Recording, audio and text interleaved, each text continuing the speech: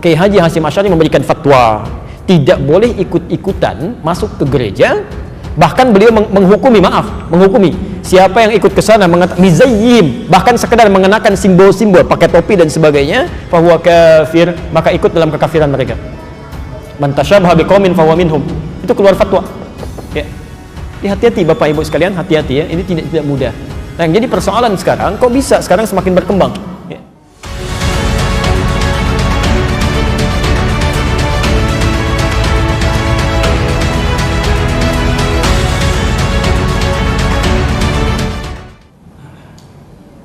Bagaimana hukumnya bila seorang laki-laki menikahi Nasrani? Maksudnya perempuan non-muslim, apakah perkawinannya sah? Apakah dia melakukan hubungan tidak atau berzina? Baik. Bagaimana dengan Nabi Nuh, Nabi Lut dan Asiyah, istrinya Fir'aun? Baik. Mari kita lihat, ini pertanyaan bagus sekali dan dikomparasikan dengan kisah yang berbeda dan kias yang berbeda. Pertama, larangan menikah beda agama, itu jelas sekali. Quran surah kedua Al-Baqarah ayat 221, posisi paling kanan sebelah atas. Quran surah kedua Al-Baqarah ayat 221. Oke, wala tankihul musyrikati hatta yu'min, wala amatun mu'minatun khairum min musyrikati walau a'jabatkum. Wala tunkihul musyrikina hatta yu'minu, wala 'abdun mu'minun khairum min musyriki walau a'jabakum. Ulaika yad'una ila an-nar. Ulaika yad'una ila an-nar. Allahu akbar. Wala tankihul musyrikat, jelas, dan jangan pernah nikahi perempuan yang musyrik. Jadi enggak boleh laki-laki muslim menikah dengan perempuan yang musyrik, itu enggak boleh, haram hukumnya. Laknya nahyi di situ. Ya. Bapak Ibu sekalian, mana yang musyrik itu apa musyrik? Menyekutukan Allah kan? Ya, menyekutukan Allah. Ya, bagaimana dengan orang yang mengatakan Tuhan itu ada bapaknya, ada anaknya, kan? Tuhan itu tiga, Tuhan itu bersyirikat. Itu yang paling musyrik luar biasa. Itu kezaliman terbesar. Inna syirka la zulmun azim, kan? Makanya kata Ibnu Abbas, tidak ada kemusyrikan paling besar, kezaliman paling besar di samping yang mengatakan Tuhan punya anak. Oke. Jadi kita langsung bisa jawab saja bahwa seseorang yang menikah dia dalam keadaan muslim, sudah tahu dalam keadaan muslim, kan? Kemudian dia menikahi hal yang dilarang di Quran, maka hukumnya maksiat. Di pernikahannya dipandang sebagai pernikahan yang maksiat, hubungannya masuk dalam kategori zina sepanjang dia tidak bertobat dan kembali kepada Allah Subhanahu wa taala. Dan fasakh hukumnya. Kalau diketahui dia harus dipisahkan. Ya. Kalau perempuan, hati-hati. Bahasa Qur'annya wala tunkihu, jangan dinikahkan. Artinya kalau ada anak perempuan menikah dengan non-muslim, kemudian terjadi pernikahan, bahkan bapaknya yang menikahkan, misal, atau ridha saja, itu bukan cuma anaknya yang dosa, orang tuanya ikut dosa. Ikut dosa. Karena beban dari perempuan itu yang menikahkan walinya. Jelas ya? Itu walinya, hati-hati ya, hati-hati. Adapun kasus dengan Nabi Nuh itu berbeda, lain halnya. Ya, beda. Anda harus bedakan antara muslim dengan muslimah yang bermaksiat. Lain gitu kan? Ya. Nabi Nuh dalam keadaan muslim, dia berislam dengan baik, dalam keadaan sebelumnya sudah berumah tangga. Ya, diangkat mendapat hidayah, diangkat ditetapkan sebagai seorang rasul. Ya. Sama, Nabi Muhammad SAW itu kan hanif sebelumnya. Khadijah juga demikian. Ketika Nabi Muhammad diangkat sebagai seorang rasul, ditetapkan, ngajak istrinya kan berdakwah. Itu sudah berumah tangga, sudah hanif sebelumnya. Maka diajak mau ikut. Nabi Ibrahim ketika menemukan Allah, tadinya kan mencari, lihat matahari, lihat bulan, lihat sana sini, gitu kan? Sampai menemukan Allah, diajak istrinya beriman. Nabi Nuh juga dalam keadaan demikian, mendapatkan risalah, beriman, diajak istrinya. Ya? Ketika tidak mau dia beriman, bahkan anaknya tidak mau, Quran turun mengatakan innahu laysa min ahlik, dia bukan keluargamu. Selesai. Pisah di situ. Tapi berarti dakwah berjalan. Ya. Sama dengan Asiyah kan? Asiyah dengan Fir'aun sudah berumah tangga sebelumnya. Ya, ketika Musa diutus didakwahi, Asiyahnya beriman, Fir'aunnya tidak. Ya kan? Cuma dia menyembunyikan imannya untuk berdakwah kan? Dia ajak dan sebagainya. Ya, itu poinnya. Itu poinnya. Tapi kalau misalnya seseorang sudah beriman sebelumnya, sudah muslim, ya, dan dalam keadaan belum menikah, tidak boleh menikah dengan pasangan yang bukan muslim atau tidak seiman. Dosa hukumnya. Dan bahkan, maaf bahasa Qur'annya, ulaika yad'una ilan nar. Nanti banyak madaratnya yang mengajak pada neraka. Hubungannya sudah salah, pandangannya sudah keliru, semuanya zina aja. Ya, haram gitu kan? Dan sebagainya. Dan segala perangkat kehidupannya akan kacau, nggak akan enak tuh. Nggak akan enak, ya. Tidak ada kemunafikan terbesar kecuali di satu tempat, mohon maaf ya, satu tempat ibadah pada Tuhan yang berbeda, tapi sama-sama saling mengingkari. Ya kan? Kita toleransi aja, nggak apa-apa. Kamu ibadah di sini, saya di sini. Kamu kamar sini, saya kamar sini. Tapi ketika berdoa di sini mengingkari, ya, yang itu nggak benar, ini yang benar. Ini mengatakan itu nggak benar, ini yang benar. Nggak akan maslahat kehidupannya. Ya. Makanya kata Buya Hamka dulu, kata Buya Hamka, sesungguhnya orang-orang, maaf, yang terjebak dengan kemunafikan tingkat tinggi, yaitu orang yang hadir pada ibadah agama umat lain. Itu hipokrit paling tinggi kata beliau. Karena dia datang pada satu acara, hatinya mengingkari. Kok bisa hati orang mengingkari datang pada satu tempat yang ada? Ya. Anda diundang ke satu tempat, tapi Anda nggak suka dengan acaranya, segalanya Anda ingkari itu, tapi Anda hadir di situ, kan aneh itu. Ya. Itu paling aneh. Ya. Makanya pendiri Nahdlatul Ulama, Kiai Haji Muhammad Hashim Asy'ari, itu pernah menulis kitab. Beliau punya 19 kitab. 19 kitab. Dari 19 kitab ini, kitab keduanya namanya judulnya Risalah Ahlus Sunnah wal Jamaah. Halaman ke-14, paragraf yang pertama bagi 1 sampai dengan 4. Posisi paling kanan sebelah atas.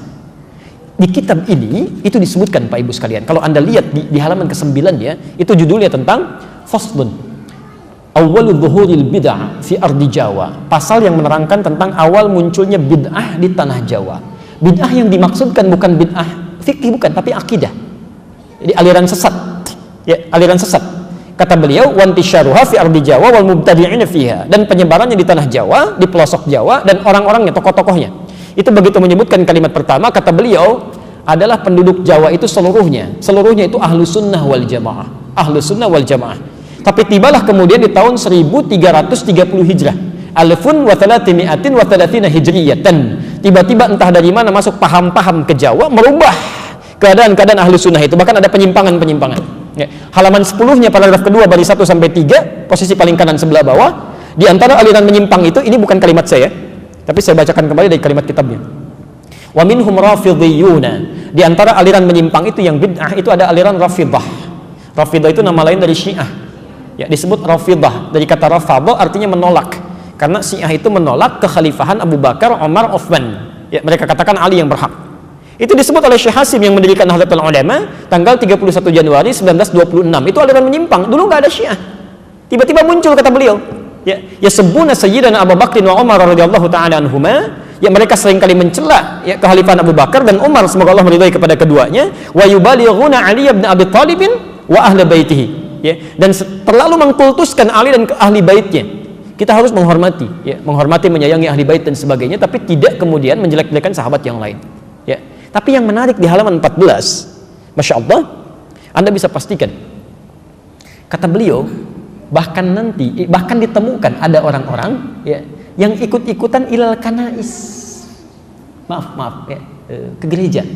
Kanais itu jamak dari kanisah, ke gereja. Jadi tahun 1330 itu sudah ada yang ikut-ikutan. Ya. Kan Portugis pertama kali yang membawa, Portugal yang pertama kali membawa agama Kristen Katolik ke kita, ya, ke Nusantara tahun 1511 lewat Selat Malaka. Ya. Dia masuk ke wilayah timur membawa 3 misi, gold, glory, and gospel. Ya. Gold, dia mencari rempah-rempah, ya, emas, dulu disebut dengan emas hijau. Emas hijau. Jadi ada teh, ada kopi. Ya, nanti dikemas kemudian oleh Belanda di kemudian hari, dia coba tanam kopi di wilayah yang sekarang disebut dengan Pondok Kopi. Tapi dia gagal. Ya, lalu dia pindah ke daerah ke Pariangan, ya, Periangan, ke daerah Bandung ke sana, dekat sedikit ke Malabar, berhasil di situ sampai ekspor pertamanya itu nomor 2 setelah Yaman. Ya, Yaman punya Arabica saat itu. Kemudian ekspor keduanya sama dengan Yaman, ekspor ketiganya melebihi Yaman. Sampai dia bikin pemancar di situ, disambungkan kemudian ke Paris, ditembuskan ke Belanda. Maka dikenal dengan Paris van Java, Bandung pada saat itu. Nyambung, ya. Makanya kalau Anda ke Belanda atau ke Eropa mengatakan I want a cup of Java, ya, I want a cup of Java, itu minta kopi. Blender kopi sampai sekarang ada, ya. Sebagian ini diambil dari Pagar Alam yang Palembang di sana, ya. Makanya Anda akan temukan, dan biasanya itu kopinya Robusta, daerah-daerah sana, diambil dari sana, ya. Itu saya baca. Jadi di kakak kami waktu ke Leiden itu tadi tentang kopi, kita diskusi, bawa, ya, sampaikan. Nah, itu poin-poin yang hadir ke kita. Saya sambungkan dulu. Kenapa nyampe ke kopi? Jadi Portugal bawa itu gold, glory, dia mencari ekspansi penjajahan, gospel, dia bawa kepercayaan dia, Injil. Ya. Dia datang kemudian dia sebarkan. Apa yang pertama dilakukan itu bangun tempat ibadah. Dalam bahasa Latin, bahasa Portugis disebut dengan igreja namanya, igreja. Lisan orang kita kan kadang suka menyingkat, ya, merubah berdasarkan perjalanan waktu, igreja menjadi gereja. Di gereja itu bukan bahasa Indonesia. Dari bahasa Latin asalnya igreja. Bagaimana cara ibadahnya? Pertama mereka datang ke situ, itu 2 hari setelah orang Islam ibadah. Di orang Islam umumnya hari Jumat mereka ke masjid, 2 hari setelah itu mereka berangkat ke gereja. Ya. Nah, cara menyembah orang-orang Katolik nih sampai sekarang itu nggak langsung menyembah Tuhannya lewat perantara. Jadi kalau mau ditebus dosanya datang kepada Bapa, gitu kan, minta pengakuan dosa dan sebagainya. Disebut dengan Santo. Pada saat itu yang disembah Santo Domingo. Jadi ketika berangkat ditanya mau kemana mereka, nyembah Santo Domingo ke gereja, Santo Domingo, Santo Domingo. Lisan orang kita senang menyingkat, Santo Domingo, Domingo, Domingo menjadi minggu sampai hari ini. Tidak pakai o. Itu disingkat jadi minggu. Minggu itu nggak ada Pak, Bu, nggak ada. Itu bukan bahasa Indonesia asli, bukan. Ya, dulu Ahad, semua mengatakan Ahad. Ya, Santo Domingo disingkat jadi minggu. Orang kita kan senang menyingkat, bahkan kadang jauh ya. Saya kalau sejak di Timur Tengah olahraga, misal kita main bola. Itu kalau ada Abdurrahman, orang Arab panggil Abdurrahman, ta'alina wazzi'. Abdurrahman sini oper bagi. Orang kita enggak. Man oper. Ali li dia di. Domingo, minggu. Hadirlah sampai hari ini. Di masa tahun 1330 Hijrah berkembang itu, Kiai Haji Hasyim Asy'ari memberikan fatwa, tidak boleh ikut-ikutan masuk ke gereja. Bahkan beliau menghukumi siapa yang ikut ke sana mizayyim, bahkan sekedar mengenakan simbol-simbol, pakai topi dan sebagainya, fahuwa kafir, maka ikut dalam kekafiran mereka. Man tasyabaha biqaumin fahuwa minhum. Itu keluar fatwa. Ya. Hati-hati Bapak Ibu sekalian, hati-hati ya. Ini tidak mudah. Nah, yang jadi persoalan sekarang, kok bisa sekarang semakin berkembang? Ya. Saya nggak bisa memahami itu. Mohon maaf, saya tidak bisa memahami sampai hari ini. Kok bisa adzan berkumandang di tempat ibadah orang lain? Buka puasa di tempat ibadah orang lain, ngapain? Pantasan orang-orang singgah di masjid habis, ininya habis, dibawa ke tempat ibadah agama lain. Kan selawatan di tempat ibadah agama lain, kan kacau situasi seperti itu. Ya. Itu nggak tepat ya, itu tidak tepat. Jadi maksud saya, tolong jangan sekali-kali dikiaskan sesuatu dengan hal yang berbeda, itu salah. Ya, al-qiyas ma'al fariq batil. Menganalogikan sesuatu dengan yang tidak tempat itu hukumnya gugur. Jadi jangan sampai dikiaskan menikah dengan laki-laki atau perempuan non-muslim, dikiaskan dengan kisah Nabi Nuh atau kisah dengan Asyah dengan Fir'aun, itu kias yang berbeda, dua hal yang salah. Dan sekarang kita dihadapkan dengan permainan seperti ini, permainan kata-kata seperti ini. Jadi ada dalam ilmu logika perbandingan yang fatal akibatnya, salah premisnya, keliru kesimpulannya. Ya, coba pilih mana dalam konteks pemilihan, orang Islam pemimpin muslim yang koruptor atau non-muslim yang jujur, pilih mana?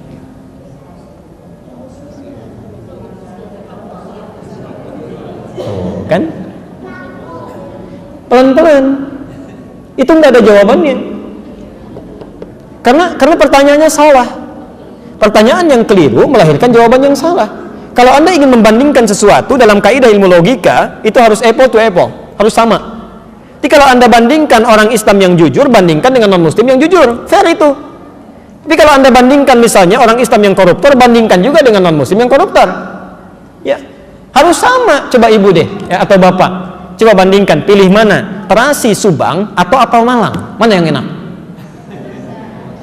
Nggak nyambung terasi dengan terasi, apel dengan apel, itu baru fair.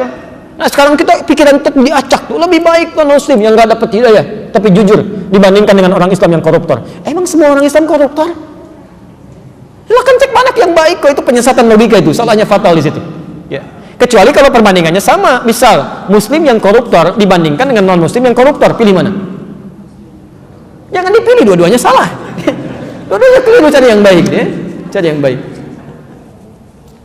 Oke, Bapak Ibu sekalian, saya kira ini waktunya sudah mendekat kepada asar ya, supaya ada siap-siap, saya juga mesti agak kembali ini. Jadi barangkali pertanyaan-pertanyaan yang belum kita jawab, insya Allah barangkali bisa di pertemuan berikutnya, saya coba simpan dulu. Mohon izin menyampaikan beberapa informasi. Yang pertama, Bapak Ibu sekalian, mohon maaf sebelumnya bahwa kajian kita itu tidak hanya membahas materi, tapi juga mengevaluasi jangan-jangan hal yang kita bahas justru menimpa diri kita sendiri.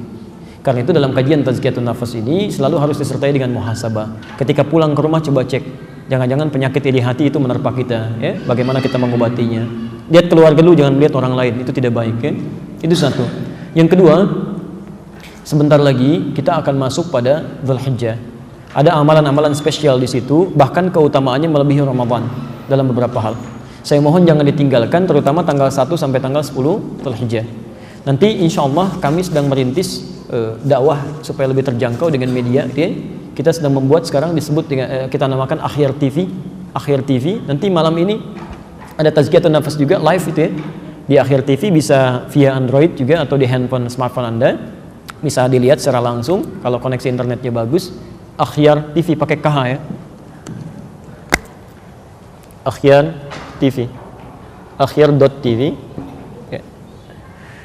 Dan setiap hari Kamis ya, malam Jumat ba'da maghrib dan ba'da isya kita itu adakan live untuk kajian tentang tuntunan Idul Adha, tuntunan Dzulhijjah dalam Al-Quran dan Sunnah.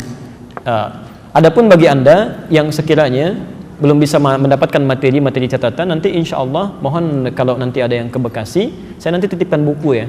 Nanti tolong bisa dibagikan dengan teman-teman yang biasa ta'lim atau di masjid ini juga untuk perpustakaannya ya. Nanti kami titipkan. Di situ ada panduan untuk bisa mempelajari keutamaan-keutamaan bulan Dzulhijjah. Kalau ingin lihat kajiannya di malam Kamis ya ba'da Jumat, dan besok juga pagi insya Allah ada live sekitar jam 9 ya untuk ibu kalau ingin lihat materi fikih salat, sifat salat Nabi SAW ya. Kami kira itu yang kami sampaikan. Insya Allah kita berjumpa lagi kesempatan yang akan datang. Saya pesankan jika ada yang benar dari uraian kami itu dari Allah dan Rasulnya silahkan diamalkan. Tapi kalau ada yang keliru mohon saya diingatkan. Saya boleh minta ya, boleh memohon permohonan saya. Tidak ada manusia yang sempurna. Kalau Bapak Ibu mendapati ada kekeliruan dalam uraian kami, tolong segera diingatkan. Sampaikan supaya saya bisa koreksi. Termasuk Anda boleh mau marah, mau mencela, mau macam-macam langsung aja ke saya, kan? Kemudian luruskan supaya kita bisa merubah itu. Ya. Pak Ibu, saya juga mohon doa. Ada kolega kami di kalangan Ustadz juga, itu diuji oleh Allah dengan kanker lidah. Kena kanker lidahnya. Orang kanker di hati macam ini di lidah. Ya. Orang mulai bicara kenapa? Ternyata salah satunya yang menjadi sebab, tapi jangan dicela ya, itu nggak bagus. Salah satunya diungkapkan bahwa seringkali, wallahu alam apakah faktorin atau bukan. Tapi sebagian orang mengatakan ini seringkali mencela orang. Ini dalam ceramahnya cela ini, cela itu dan sebagainya. Padahal yang tidak wajar, pada yang tidak boleh dicela, gitu ya. Karena itu kalau Anda melihat saya menyampaikan sesuatu yang tidak tepat, silakan luruskan, sampaikan dan doakan, dan mudah-mudahan kita bisa lebih baik. Tinggalkan pendapat saya yang keliru, ambil pendapat ustaz-ustaz lain lebih baik dalam kehidupan kita. Subhanakallahumma bihamdika asyhadu an la ilaha illa anta astaghfiruka wa atubu ilaik. Wa akhiru da'wana alhamdulillahirabbil alamin. Allahu minkum. Assalamualaikum warahmatullahi wabarakatuh.